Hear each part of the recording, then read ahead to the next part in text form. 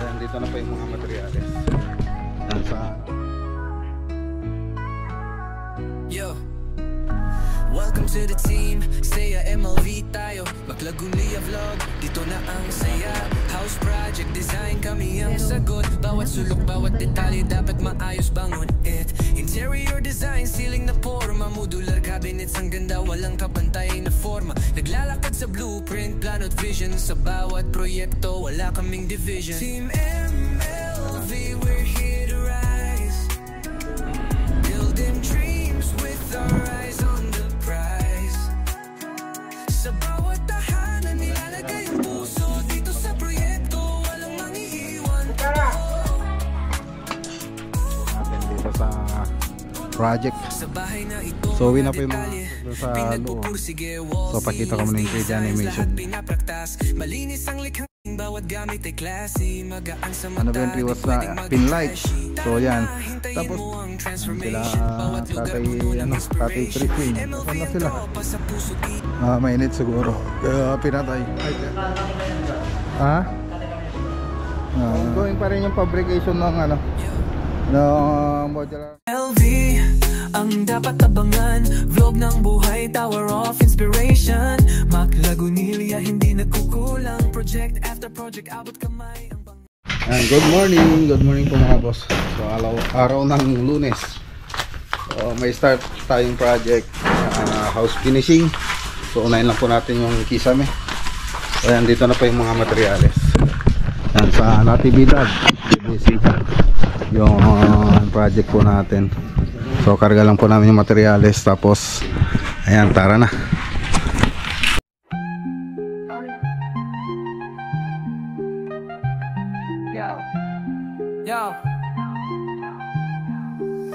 Yo, sa MLV tapos ang saya. Si Maklagunia ang king ng saya.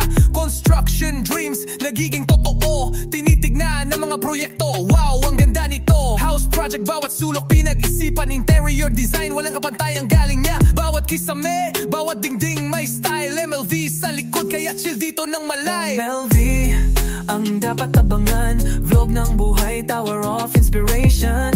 Maklagunia, hindi nagkukulang. Project after project.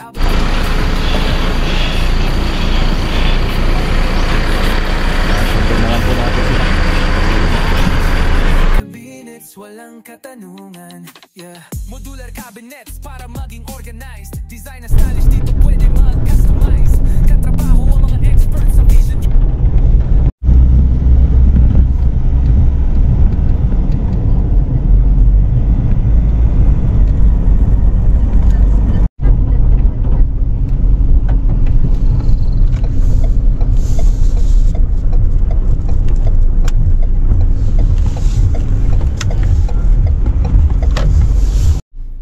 Okay, dito na tayo mga boss. Lalagyan muna natin dito. Okay, dito na tayo. Baba muna tayo.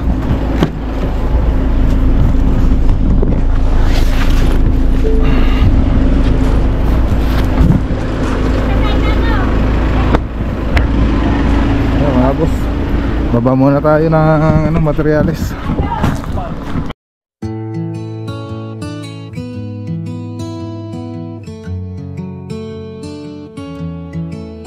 Sa ilalim ng araw, pagkukusay nag-uumapaw. Maklagunia vlog, pangarap ay sinisilang ng bagong araw. Mga proyekto ng tahanan, mula sa simula. Sa bawat hakbang kami magkasama, sa pagbuo ng ligaya. MLV sa sining ng guni-guni. Construction. Okay, nakapagbaba na po tayo ng materyales. May pagkain po tayo rito na hinanda. Pray. Sino magpe-pray? Sige na, pray na. Maraming salamat po sa binigay ng pagkain sa amin. At maraming salamat din po sa at nakarating po kami ng maayos dito. At ingatan nyo rin po sila sa pag-uwi sa mga uncle, Nandito na lang po. Amen. Kahoy yan eh. Wow, sarap. Sarap. Ang sarap naman. Ano to? May sisig pa oh. Sisig. Oh, mukhang nasa akin lahat ah. Anong ulam nila? Kain tayo. Ayan, kain po tayo mga boss. Kain po tayo, ante. Ay. Sabay-sabay na po tayo. Mayroon pang kanin doon. Ang swerte ng mga tropa. May pa-welcome na foods ah. Kahit tanghali na eh. Once mating kami sa lanya. Oh, Lagi yan. Kapinggan sa akin. ano eh. Natin na doon. Kabel kita serving spoon. Ikaw pala nagagawa ng bago. Well, meron pa kayong kutsara ka. Serving spoon. Walang pa, teka.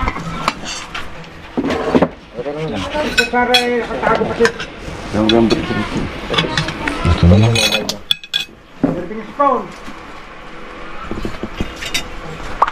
Marami. Okay po tayo.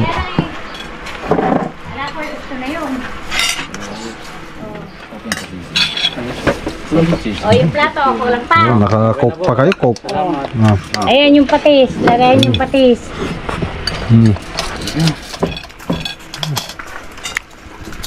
Ang tuwa sa Pilcho ah.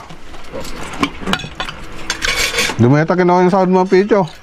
Pinaano naman po sa SS. Oo. Nagbayad na ka na ng SSS. Very good. Kala ko marami ka ng pera eh.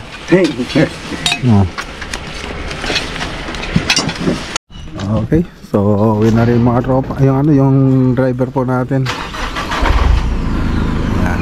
Tapos lang po natin kumain. Maraming salamat sa sa lunch. Kinain po natin dito sa project. So uwi na po yung mga yung driver. Yeah, ingat. Okay. So pahinga lang sila. Tapos mamaya start na tayo. Bali break time. Okay, start na po tayo mga boss. Siyempre bago tayo pumasok dun sa loob, so pakita ko muna yung 3D animation nya. So play muna natin mga boss.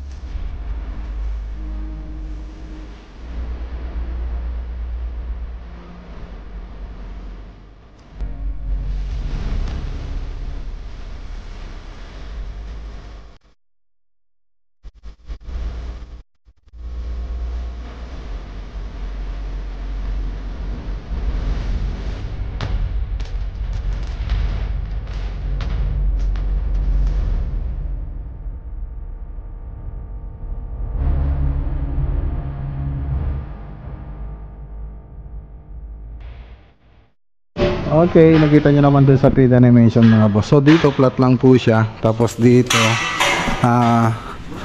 siya nga pala mga boss, bago ko mag-explain muna kayo, maipaliwanag ko pala mga boss kung paano tayo gumagawa ng 3D animation. So dun sa 3D animation, so bago po tayo gumawa nun, siyempre inactual po natin tong interior ng bahay. So dito po tayo nag-drawing, tapos inuwi na lang po natin yung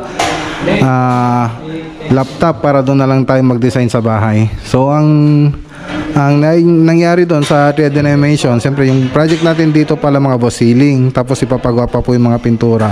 Pero kahit ceiling lang po yung project ninyo, kung wari ceiling lang ipapagawa ninyo, wala pa kayong idea sa mga interior, so gagawin ko na rin po yan kung sakaling ceiling na ipapagawa mo. Pero dito papagawa na rin po yung pintura.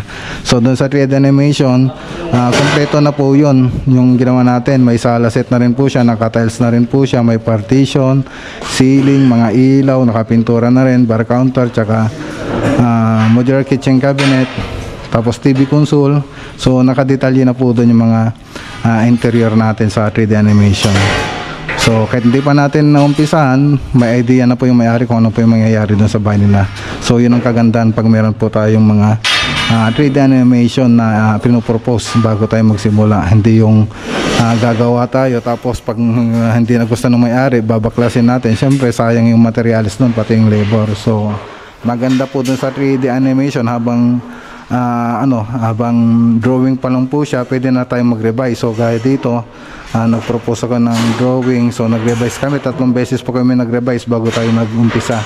So mas maganda pag drawing pa lang, doon na po tayo mag-revise kaysa sa actual na may masisirang materials tsaka labor ng mga taong gagawa. So dito sa dining ay sa living room, so combination po sa ng PVC ceiling panel, gypsum board, tapos mga ilaw na aluminum profile. So yan po yung nilagay natin po dyan. So pati dun sa dining, ganun din po yung nilagay nating kisame dyan, combination ng PVC ceiling panel na kulay gray, tapos aluminum profile, tapos pin lights, tapos may partition din po tayong nilagay dito, gypsum board po yun, tapos meron po siya mga tubular, tapos may 3 watts na 3 watts na pin lights. So yan. Tapos dito sa may bandang kitchen, naglagay din po tayo ng accent wall dito sa may kanto para may naman siya, magamit naman siya. Nilagyan po natin ng mirror po dyan na vanity mirror, tapos may fluted panel din po siya. Tapos dito modular kitchen cabinet na rin po yung nilagay natin dito. Ibig sabihin tatanggalin na rin po to. So tatanggalin na rin po yung concrete na yan. So may bar counter dito, tapos yung design ng ceiling, naka drop light po siya, 3 po siya, tapos modular kitchen cabinet po yung lalagay natin dito. So wala na po siyang lutuan dito, wala na rin po siyang lutuan. So inalis na po natin pati yung rep. Wala na rin pong rep dito kasi gagawa rin po sila ng dirty kitchen dito sa labas. So ang nandito yung bar counter, tapos yung microwave oven lang. So yun po yung design na ginawa natin dito sa may kitchen. So makikita nyo naman doon sa 3D animation na ini-play natin kanina. Tapos dito naman sa may TV console, so combination po siya ng PVC ceiling panel tsaka gypsum board, tapos may aluminum profile din. Tapos dito sa may TV console, so ganun po yung mangyayari niyan pag papagawa po sa atin. So combination ng PVC, tapos laminated board. So yan po yung naka-drawing po dyan. Tsaka yung kulay pala nitong bahay, makikita nyo doon sa 3D animation natin, white lang po siya, gray tsaka black. Yan lang po yung kulay na ilalagay natin dito sa interior. Siyempre may kombinasyon din po yan sa labas pag nagpintura na po tayo. Tapos dito sa mga kwarto ay ang nilalagay po nating design dito, yung cove design, yung karaniwang cove design na ginagawa natin sa mga kwarto. So ganun din dito sa kabilang kwarto. At dito rin sa kabilang kwarto mga boss, cove design din yung ilalagay natin dyan. Tapos doon sa balcony, doon sa harap ay single drop lang po yung ilalagay natin ditong design. So hindi po tayo nagko-cove design pag ganito kasi babahayan lang po siya ng ibon. So single drop yung ilalagay nating design dyan. Tapos dito sa kwarto dito cove design. Okay, so flat din. Tapos dito flat na po. Okay, so yun lang. So abangan nyo po yung susunod na pagpunta natin kung ano yung mga matatapos nila. So ayan, nabilinan ko naman na si JR kung ano yung gagawin dito. So abangan nyo na lang po yung nito, yung kakalabasan niya pag natapos. So ayan, so ito nga pala, naka full payment na po sila dun sa unang kontrata natin sa ceiling project. So gagawin ko pa po yung susunod na gagawin nila dito. Gagawa pa ko ng kontrata para ma-send dun sa nagpapagawa. Ay, shoutout kay Ma'am Ren Allen Narciso. Yan sila, Tatay Chrising, tsaka si Nanay Christy.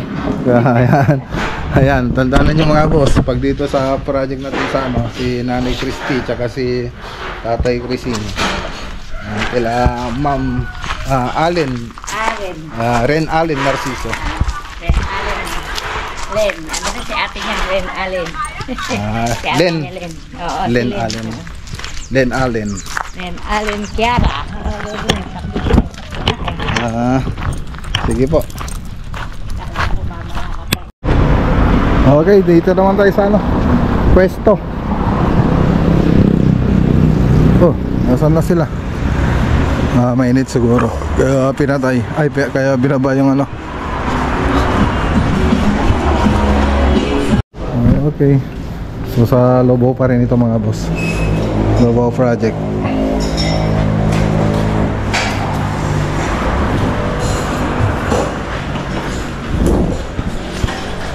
Okay. Kag-cutting kayo pa lang? Ha? Okay. Mga Lobo project.